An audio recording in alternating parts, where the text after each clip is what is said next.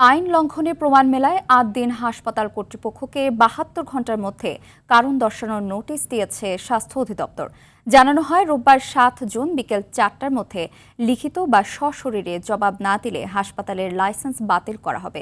এর আগে তদন্তে হাসপাতাল কর্তৃপক্ষের চরম অবহেলায় ৬ নবজাতকের মৃত্যুর প্রমাণ মিলেছে জানান স্বাস্থ্যমন্ত্রী। সাকিবুর রহমানের রিপোর্টে থাকছে বিস্তারিত। গেল ২৭ মে রাজধানীর ৮ দিন হাসপাতালে পোস্ট অপারেটিভ রুমে মৃত্যু হয় ৬ নবজাতকের। এরপর একের পর এক হাসপাতালটির অনিয়মের ঘটনা উঠে আসে। তদন্ত কমিটি করে স্বাস্থ্য অধিদপ্তর। বুধবার তদন্ত প্রতিবেদন জমা দিলেও বৃহস্পতিবার তা প্রকাশ করেন স্বাস্থ্যমন্ত্রী।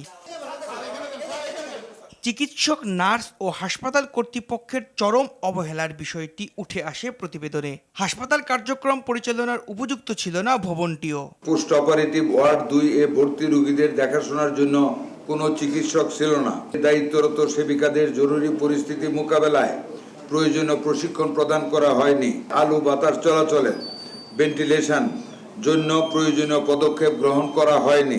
এরপর রাতে ৬ নবজাতকের মৃত্যুর ঘটনায় ৮ দিন হাসপাতাল কর্তৃপক্ষকে কারণ দর্শানোর নোটিশ দিয়েছে স্বাস্থ্য অধিদপ্তর। The medical practice and private clinics and laboratories বিধান লঙ্ঘন করায় কেন হাসপাতালের লাইসেন্স বাতিল করা হবে না তা জানতে চেয়ে এই নোটিশ দেয়া হয়। পত্র জারি হওয়ার ৭২ ঘন্টার মধ্যে আগামী ৭ জুন বিকেল ৪টার মধ্যে হাসপাতালটির মালিক ডাক্তার শেখ মহিউদ্দিনকে এই নোটিশে জবাব দিতে বলা হয়েছে।